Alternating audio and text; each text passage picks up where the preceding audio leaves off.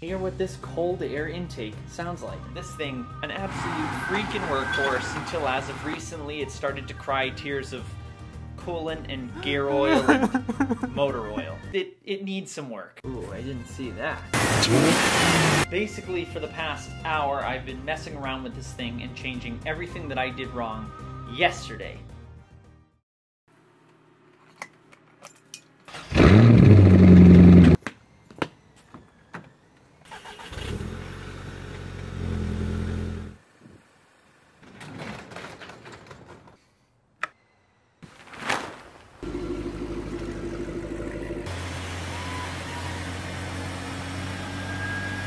Now, first things first. What do you guys think of the new studio, huh? New studio, parents' garage, same thing, right? Get used to this view because this is where I'm going to be filming all my new installs for a while. I've got tons of parts to go on the Jeep, tons of parts to go on the C5 that you can barely see right there. Tons of parts going on that, tons of parts going on this. So we've got the C6 out of here. That bay was already open. And we're going to be taking this C4 that's back there. That's going to be going into a garage out back. We'll be able to take all the toolboxes, move them against that wall, and have even more room in here. Now, bear with me because I've got all sorts of new lighting coming. Going to try to make it a little bit brighter in here, make it more of an actual studio. Looked like I had a black eye for a second. But basically for right now, this is 10 times better than filming out in the driveway where I can't control the lighting, I can't control the noise at all. His neighbor fucking Bill won't stop mowing his lawn. Seems like he mows his lawn every freaking day. Get a life. Anyways, this beautiful thing behind me, you OG subscribers will know, this is my 1999 Jeep Wrangler TJ. I love it to death. This thing has been absolutely amazing. It's been a workhorse. It pulls my little boat around. But in the past few years, the more cars I got, it kind of got put on the back burner until as of recently, it started to cry tears of coolant and gear oil and motor oil. So it needs some work. And most importantly, no, not the freaking rust. I know I have to take care of that, but the air cleaner. Don't mind that wiring job, okay? That filter has probably been on this Jeep for like 6, 7 years now, and I'm not proud to say that. It's crusty, got a hole, oh boy. Ooh, I didn't see that. It's the AutoZone Special Universal Cone Air Filter. Please don't yell at me too much. I know. Especially when you off-road, you should really keep up with the maintenance on your air cleaner. I know, granted, I don't put a ton of miles on this thing. It goes around town, really. But regardless how far you're going, I know your intake should never look like that. It'd be like the equivalent of me trying to breathe through a straw that has hair stuck in it. I don't know.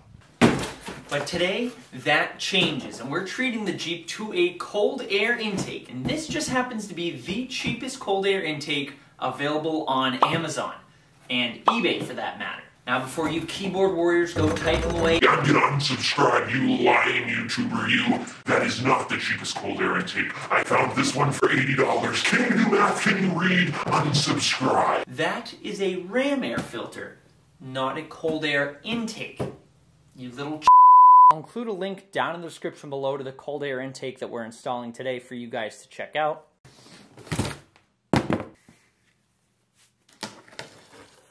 The tape wasn't even holding the box shut. That's always a great way to start one of these.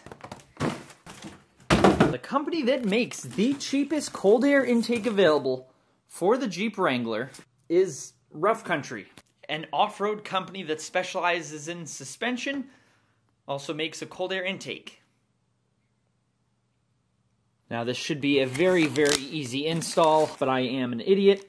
Those are instructions that we of course do not need. This must be the new air filter that doesn't look like it's been beaten by a dirt-covered bat. Oh yes. It says Rough Country on the end so that everyone knows that I off-road my Jeep. Are you supposed to leave this bag on? Can you guys let me know down in the comments?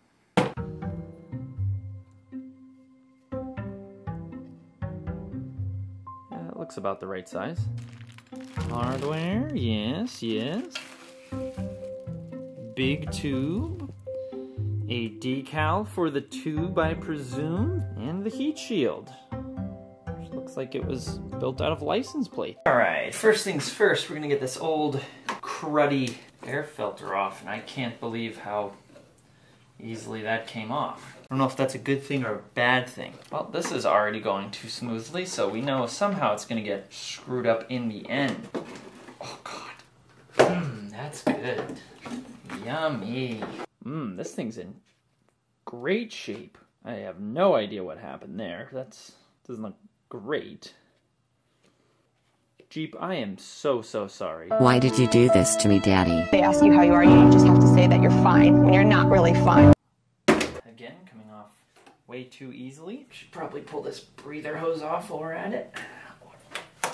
And we're off, just like that. Alright, now this throttle body,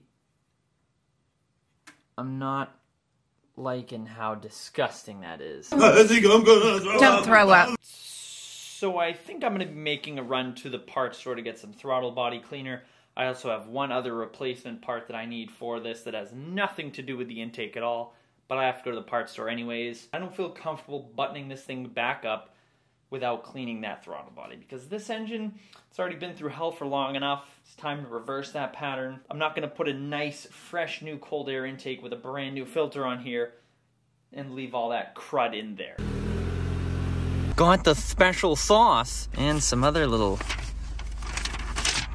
special sauce for Charger project going on. Hint, hint. Ugh. Holy crap. Oh. Crap is still coming out of there.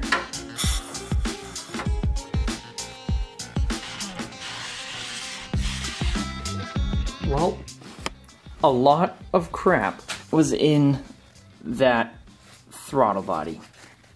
Actually, not that much, just a little bit. Definitely just a little bit. Guess I should probably clean my ears more often too, huh? Oof, it's been a minute. Now we're removing this top radiator bolt right here. It's supposed to be a 7/16, but of course, mine for some reason just isn't. So we're using a 10mm. We're pulling this out, but we're gonna have to use it again, so don't throw it away.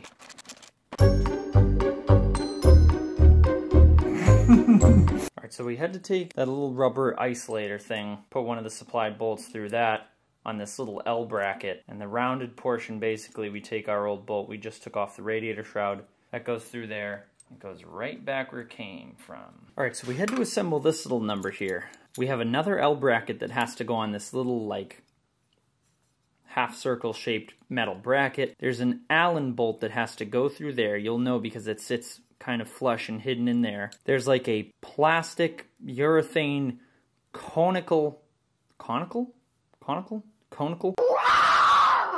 Idiot! washer that has to go there. Then you put the bracket, the long bracket in here, another one of these, there's two of them, followed by a washer and a nut. We have to now install this onto the heat shield, which I already did the honors of taking the weather stripping and wrapping it around the edges of that. That was not very pretty to watch. Now we're going to take that bracket setup that we have and put it closest to there's a bolt hole right here. We're going to go ahead and feed that through, lock it on the back with a washer and a nut.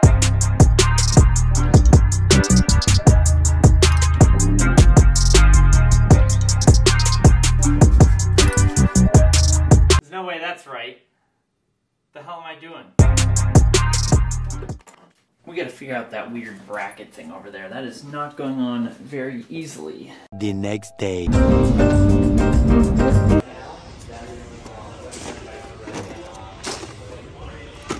Now, the observant viewer will note, yes, it is a different day. Now, I had something to do later on that day, so I had to stop, and I continued on today. And you'll notice my hands are already dirty because basically for the past hour, I've been messing around with this thing and changing everything that I did wrong yesterday. I'm smarter than everybody, so I don't normally use directions that come with these parts, but I actually had to try to use the directions. And note that I said try because the instructions that they give you are absolute bullshit. That they're all screwed up. And I noticed that I screwed up a ton on this. So I'm going to go over with you guys what I had to change, what I did differently, so hopefully you won't be pinned with the same problems that I had as of yesterday. Get this old crankcase hose off. Come on now, don't be difficult. And we've got a new one of those. Leave all of the hardware loose before you tighten everything up. You really have to move this thing around and massage it a little bit to get it to fit. I noticed two of these brackets are different. There's an L bracket right here. There's a similar bracket here, but they're shaped just a little bit differently. I had those swapped, so I was basically pinching this heater line right here, and this wasn't lining up over here. I had no idea what was going on until I looked a little closer and realized the brackets are shaped just a little bit different. Once I figured that out, everything lined up better. This thing is actually pretty sturdy. I did, as you saw, have to go to the store and get my own band clamps, because the nice band clamps that they give you like 2 different sizes.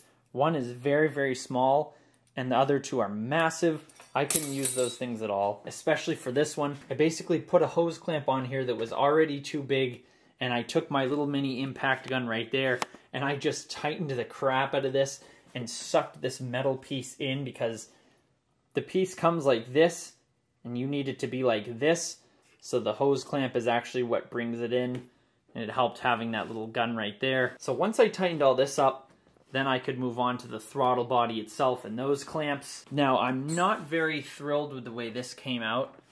It doesn't fit quite right. I had to leave this band clamp at an angle, so it was actually squeezing good parts of the metal of the tube. I'm really not thrilled with that, though. This is where the metal ends. I guess I could go down a little bit more on that clamp. I know that's definitely grabbing and making a tight seal, but I don't know. That looks kind of ugly to me. I'm not really happy with the way that looks. And the last part of the install was this crankcase breather tube here. That was very easy. I just took the old one off.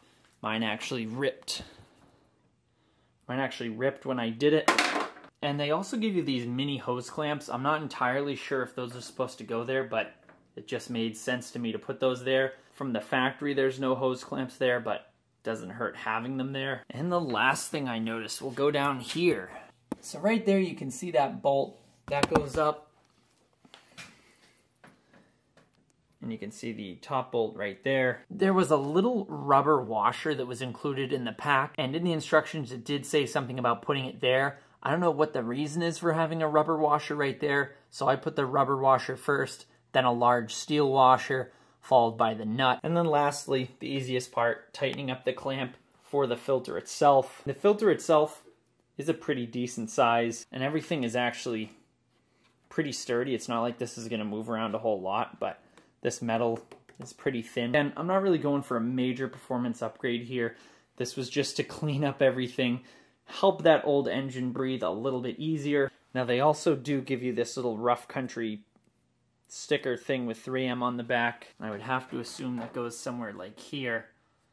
Maybe I'll throw that on. I don't exactly pop the hood of the Jeep and show off what's under the hood. But now we're gonna open up these garage doors, start the Jeep up, and hear what this cold air intake sounds like. Now, I didn't do a before and after on this because the intake before didn't really make any noise, and it sounded like the poor Jeep was trying to inhale air through a straw filled with sand. So this is going to be a much needed improvement. Not like you're actually going to hear the air intake between the noisy off-road tires and the wind coming through every crack and crevice on this thing, but it's still cool.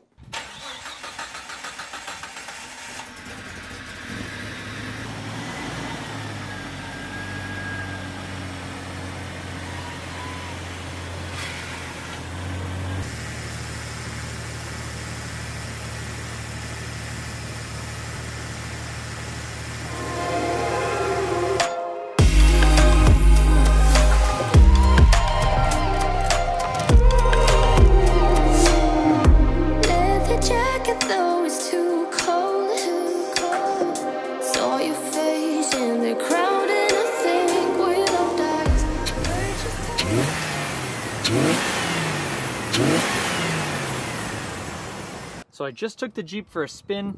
Everything runs great, but definitely can hear the intake a little bit more under load. And the cool thing is you can actually feel how warm the heat shield is on this side. So it does go to show you how much hot air is being blocked by that heat shield. It's actually working. Well, I hope you guys enjoyed, and I hope this motivates you to go out and do something like this on your Jeep Wrangler. Again, I'll include a link for the cold air intake that I use down in the description below for you guys to check out. And once again, this was the cheapest one available on eBay and Amazon that was a legit cold air intake, not a ram air intake. So leave your questions and comments down below, and make sure you subscribe for more Jeep content, because I have a long list of stuff that I still have to do to this Jeep Wrangler. But I will see you guys in the next video. Happy motoring.